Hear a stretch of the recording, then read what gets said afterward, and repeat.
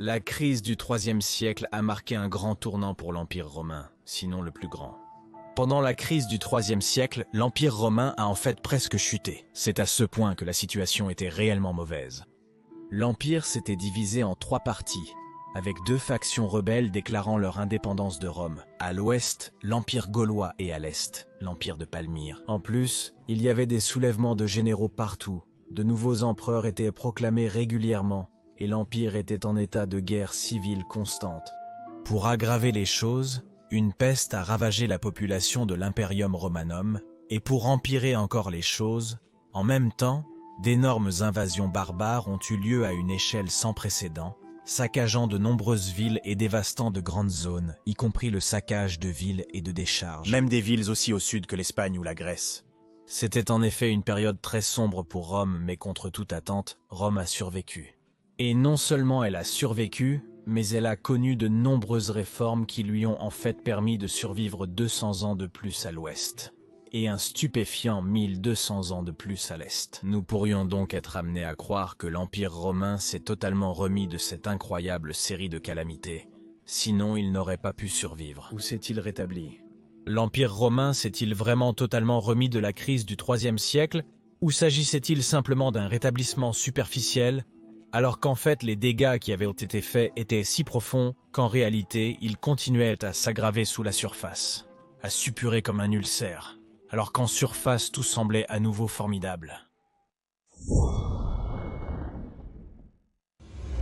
Je pense souvent à comment il est possible que l'Empire romain ait survécu à la crise du IIIe siècle.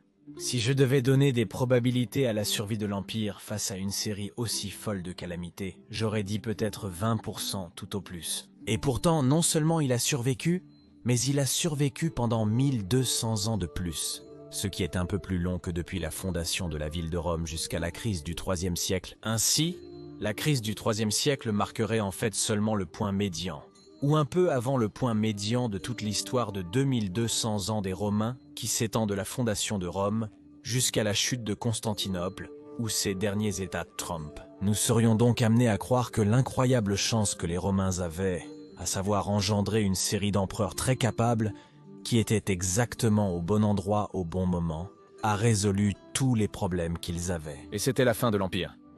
Il y avait l'héroïque empereur Gallienus, qui a réussi à régner pendant une incroyable période de 15 ans en cette période chaotique.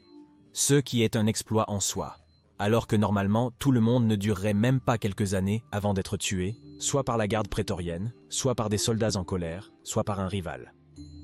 Gallienus a vaincu de nombreuses tribus germaniques envahissantes, et a également été le premier à comprendre l'importance de la cavalerie, créant le premier corps de cavalerie dédié.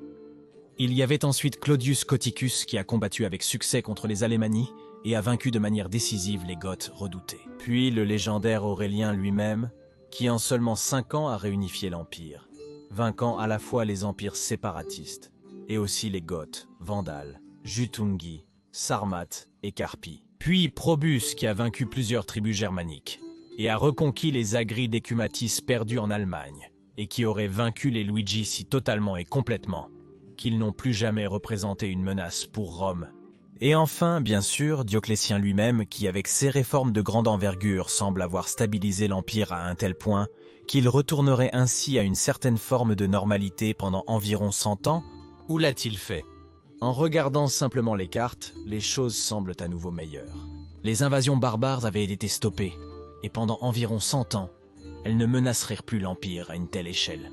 Ensuite, l'Empire avait été divisé en 4 parties, puis plus tard en une partie occidentale et une partie orientale, afin de permettre un gouvernement plus efficace, réduisant ainsi la probabilité de guerre civile constante, du moins en théorie. Ensuite, de nombreux fédérés ont commencé à être recrutés dans les rangs de l'armée, attirant ainsi de nouvelles forces de combat dans la population romaine affaiblie, qui manquait de main-d'œuvre à cause des décennies de jeux de Cyprien qui avaient probablement tué des millions de personnes. Ensuite, l'armée a été réformée en système comitatensis et limitanei, s'éloignant de l'ancien système de légions et auxilia, qui était beaucoup plus rigide. L'équipement a également été modifié pour être plus facile à fabriquer et moins intensif à entretenir. Gallienus a rendu la cavalerie plus importante. Tout cela avait créé le système de l'armée romaine tardive, qui était incroyablement efficace, car il était capable d'être plus mobile, et donc de faire face aux menaces très rapidement dans tout l'Empire romain. Puis l'inflation galopante qui avait plongé de nombreuses personnes dans la pauvreté était du moins en train d'être stoppée en surface. Nous sommes donc amenés à croire que tout allait à nouveau bien pour l'Empire romain. Cependant, la crise du IIIe siècle n'était pas vraiment la cause, car elle était bien plus un symptôme des problèmes systémiques sous-jacents que l'Empire romain avait intrinsèquement depuis sa fondation. Parce qu'en réalité, il y avait déjà au IIe siècle ce que nous pourrions appeler une mini-crise du IIe siècle, où les événements ont presque dégénéré de manière similaire. J'en ai parlé dans cette vidéo ici. Déjà à cette époque, ce n'était qu'avec beaucoup de difficultés que cette crise a pu être surmontée. Et c'était déjà un coup de semonce que l'Empire romain avait des problèmes systémiques profonds, des défauts. Ces défauts ont été superficiellement surmontés après la crise du IIIe siècle. Mais en réalité, certaines choses n'ont jamais vraiment été résolues, et certaines choses se sont même aggravées. Et si vous êtes un passionné de Rome comme moi, et il y a de fortes chances que vous le soyez si vous regardez cette vidéo, alors vous pourriez être intéressé par les incroyables bagues et autres accessoires romains que la boutique Senatus Populusque Romanus est en train de fabriquer. Ils fabriquent des bagues de légionnaires, des bagues à thèmes variés, des répliques de pièces, statues, pendentifs, attributs et terres cuites. Et le plus incroyable, c'est qu'ils fabriquent chaque pièce à la main. C'est du vrai matériel de haute qualité fait à la hande. Il n'y a pas de meilleur cadeau pour soi-même ou un fan de Rome que vous connaissez. J'ai mis le lien vers leur boutique dans la description de la vidéo et dans le commentaire épinglé. Et avec ce lien, vous pouvez obtenir une remise de 10% sur chaque achat. Si vous tapez le code de remise Maiorianus, alors allez vérifier leur assortiment. C'est vraiment incroyable.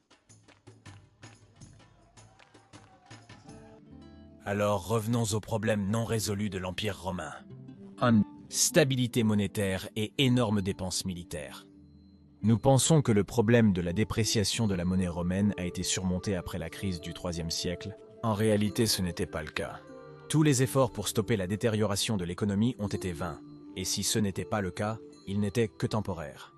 Les pièces après l'an 300 se sont peut-être stabilisées pendant un moment, mais les empereurs ont dû continuer à utiliser de moins en moins d'or et d'argent par pièce, d'où la qualité de la monnaie a continué à baisser. Le problème était que, lors de la crise du IIIe siècle causée par la peste de Cyprien et des paysages entiers étant dévastés par des envahisseurs barbares, de nombreuses mines d'or et d'argent ont en fait été abandonnées. Les grandes mines d'or en Espagne avaient déjà été abandonnées lors de la crise du IIe siècle. Et beaucoup des autres mines étaient maintenant vides, ou avaient déjà été épuisées. Mais le problème que la vaste armée exigeait beaucoup de salaire n'a jamais été résolu. On pense que parfois jusqu'à 70% de l'ensemble des recettes fiscales de l'Empire romain étaient utilisées pour entretenir l'armée. Pensez à cela pour un moment. 70% de l'ensemble des recettes fiscales de l'Empire romain, uniquement pour entretenir l'armée. Maintenant, combinez cela avec des mines d'or et d'argent vides, et avec le problème que le nouvel or et argent ne pouvaient être obtenus qu'en conquérant de nouveaux territoires ennemis. Et vous voyez le tableau. La seule issue était alors de continuer à dévaluer la monnaie. Ce qui est exactement ce qui s'est passé au IVe et Ve siècle après Jésus-Christ. Cela a bien sûr créé une inflation supplémentaire, une instabilité économique, et donc le mécontentement de la population, qui, dans son désespoir total, a commencé à se détourner de plus en plus des anciens cultes et à adorer de nouveaux dieux, ou un nouveau dieu, ce qui a créé un tout nouveau ensemble de problèmes, par exemple conduisant à une forte polarisation de la société. Et cela a bien sûr exacerbé le problème que l'armée recevrait des pièces de plus en plus mauvaise qualité, ce qui signifiait en fait qu'un soldat romain tardif gagnerait effectivement moins qu'un soldat romain précoce qui était encore payé en pièces de haute qualité au 1er et 2e siècle après Jésus-Christ, et cela signifiait à son tour que trouver de nouvelles recrues devenait de plus en plus difficile. Car quel Romain voudrait risquer sa vie pour même pas la moitié du salaire qu'un légionnaire romain précoce avait reçu à l'époque des bons temps? C'est pourquoi de moins en moins de Romains étaient prêts à rejoindre l'armée, et c'est aussi une raison pourquoi il fallait recruter de plus en plus de mercenaires germaniques, ce qui a bien sûr conduit à toute une nouvelle série de problèmes. Donc, vous voyez, ni la dépréciation de la monnaie n'a jamais été résolue, ni le problème du manque de nouvelles mines d'or et d'argent, ni le problème n'a jamais été résolu, que l'armée romaine avait besoin d'une quantité incroyablement élevée du budget de tout l'Empire pour fonctionner correctement. Par conséquent, ce problème a continué à pourrir et à pourrir sous la surface. Et ainsi, ce n'était qu'une question de temps avant que la prochaine crise externe ne frappe, qui mettrait brutalement à nu ces problèmes jamais résolus. Alors qu'il semblait que l'Empire romain avait réussi à réformer l'armée, le gros problème était simplement l'immense taille de l'Empire et ses longues frontières. Les Romains n'avaient tout simplement jamais anticipé que des invasions d'une telle ampleur soient possibles. Ils se considérèrent comme invincibles et éternels. Et en fait, les Romains croyaient vraiment que leur empire serait éternel. Le problème avec de si longues frontières était simplement qu'il n'y avait qu'une seule ligne de défense. Le long du Rhin, par exemple, le long de la frontière avec les terres sauvages de Allemagne, il y avait bien sûr une série de forts militaires, les soi-disant castellum, puis des tours de guet et des systèmes de murs. Et cela a bien sûr bien fonctionné pendant longtemps. Cependant, si pour une raison quelconque une tribu germanique parvenait d'une manière ou d'une autre à surmonter ces défenses, il n'y avait pas vraiment de seconde ligne de défense. Après cette unique ligne de défense, il n'y avait que des terres ouvertes, qui étaient là, prêtes à être prises. Non, plus encore, grâce à l'excellent réseau routier romain, les envahisseurs pouvaient en fait se déplacer confortablement à travers l'Empire à grande vitesse une fois qu'ils avaient franchi cette première ligne de défense. Certes, il y avait d'autres forts militaires ici et là, mais ils étaient trop dispersés, et donc l'armée principale des Comitatensis devait être appelée pour faire face à ces envahisseurs. Mais d'ici à ce que l'armée principale arrive, les envahisseurs avaient probablement déjà pillé d'innombrables villes. Et ce problème n'a jamais été résolu. Cela est devenu très apparent au début des années 400 lorsque, encore et encore, les envahisseurs germaniques ont réussi à pénétrer profondément en Italie, où ils ont été vaincus par le héroïque Magister Militum Stilicho, seulement avec grande difficulté. Et cela est devenu très apparent lorsque, après 406 après Jésus-Christ, de nombreuses tribus germaniques ont réussi à briser les défenses du Rhin et à se déverser en France. Une fois qu'ils avaient réussi à surmonter les défenses du Rhin, il n'y avait que des terres ouvertes, qu'ils pouvaient traverser sans opposition. Les Romains n'avaient jamais réussi à construire une deuxième ou une troisième ligne de défense afin de ralentir l'avancée d'éventuels envahisseurs étrangers. Le même problème pouvait être observé à l'extrême et de l'Empire, où de vastes zones de terre étaient régulièrement conquises et perdues, puis reconquises par les Perses lors de longues et épuisantes guerres. Mais pour moi, le plus gros problème de l'Empire romain était qu'il n'y a jamais eu de système de succession cohérent. Les Romains n'avaient jamais réussi à établir un système de succession ordonné d'un empereur à l'autre, sans guerre civile. Seulement brièvement, les Romains ont pu le faire, mais aussi alors, seulement pour une durée limitée. L'un des meilleurs exemples où il semblait que les Romains étaient enfin capables d'établir un système de succession ordonné était à l'époque dorée des 5 bons empereurs. Alors, un système d'adoption avait été brièvement établi, mais comme nous le savons, il n'a pas duré même pas un siècle. Et il a ensuite échoué de manière spectaculaire, avec un tyran devenant empereur qui plongerait l'Empire dans le chaos. Mais alors que l'Empire était encore jeune et vital, une guerre civile ici ou là pouvait encore être supportée. Mais le problème était que dès que d'autres problèmes survenaient, surtout de grands problèmes, des invasions barbares et des épidémies, alors ce n'était vraiment pas le meilleur moment pour des guerres de succession entre empereurs rivaux. C'est exactement ce qui s'est produit. Déjà lors de la crise du IIIe siècle, un nombre incalculable d'empereurs rivaux et de nouveaux empereurs étaient proclamés à gauche et à droite, et ils se battaient les uns contre les autres dans des guerres civiles sanglantes qui ont coûté d'innombrables vies romaines. Au lieu de s'unir contre un ennemi commun, les Romains se battaient entre eux, et c'était, comme je l'ai dit, seulement grâce à une chance incroyable et une série incroyable d'empereurs capables que l'Empire romain a survécu à la crise du IIIe siècle. Mais ce système de succession désordonné et chaotique n'a jamais été résolu. Dioclétien avait essayé de réformer cela, mais son système de la tétrarchie n'a pas duré même 30 ans, et encore une fois l'Empire serait plongé dans des guerres civiles encore et encore et encore. Et tandis que les envahisseurs germaniques pillaient la campagne en France et en Espagne, Après 407 après Jésus-Christ, l'armée romaine occidentale combattait en réalité au moins autant d'usurpateurs qu'elle combattait contre les envahisseurs germaniques. Vous pouvez imaginer combien cela a coûté en main-d'œuvre à une époque où de telles choses étaient vraiment la pire chose qui puisse arriver. À une époque où le recrutement de nouveaux Romains devenait de plus en plus difficile. À une époque où les mines d'or et d'argent avaient arrêté de donner de bons résultats.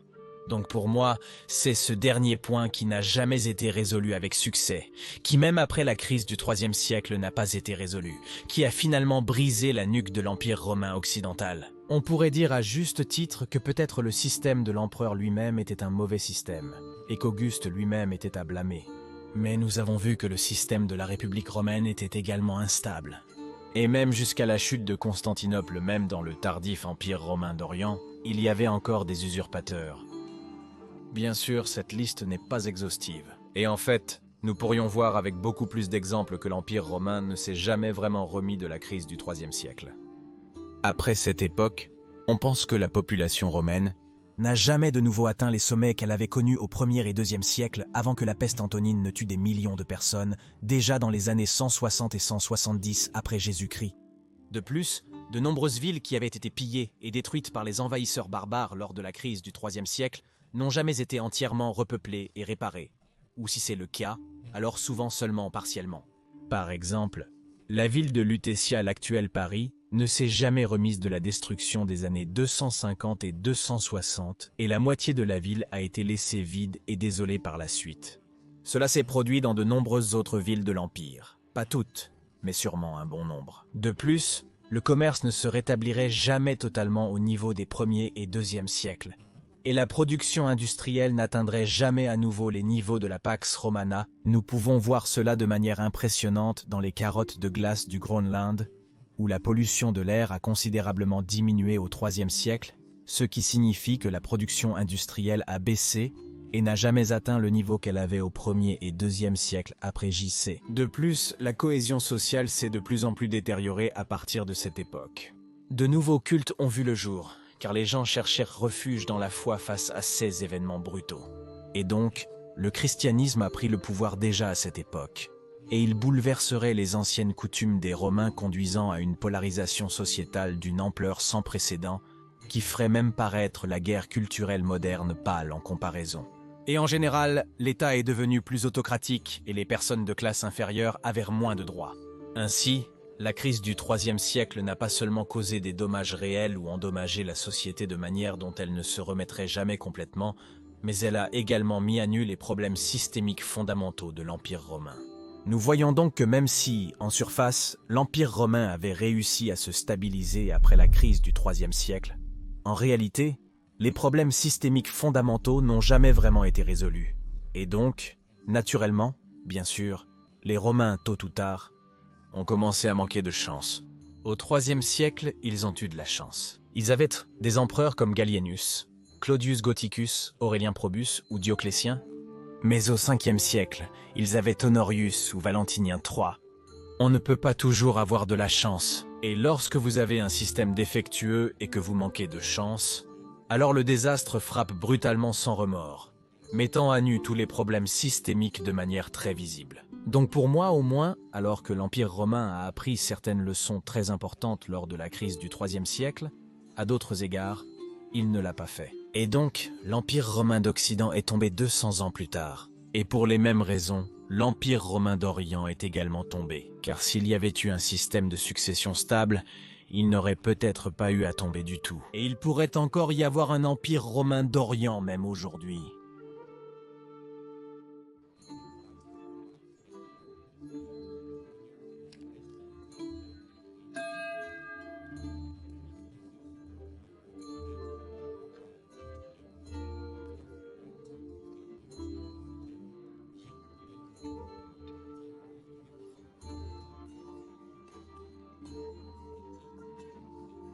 Merci beaucoup, mère, pour votre soutien si généreux à cette chaîne. Je l'apprécie vraiment beaucoup. Cette chaîne ne fonctionnerait pas sans nos incroyables membres Patreon et YouTube. Et je tiens à remercier chacun et tous ceux qui soutiennent cette chaîne sous quelque forme que ce soit. Merci, Biagio Amici. Et si vous voulez en savoir plus sur les guerres civiles constantes qui ont pratiquement brisé la nuque de l'Empire romain d'Occident, vous pouvez regarder cette vidéo, dans le coin supérieur droit. Mais si vous voulez en savoir plus sur la guerre civile de Constantin et Maxence, vous pouvez regarder l'autre vidéo dans le coin inférieur droit. Encore merci à tous les amateurs d'histoire romaine. Merci Biago, prends soin de toi.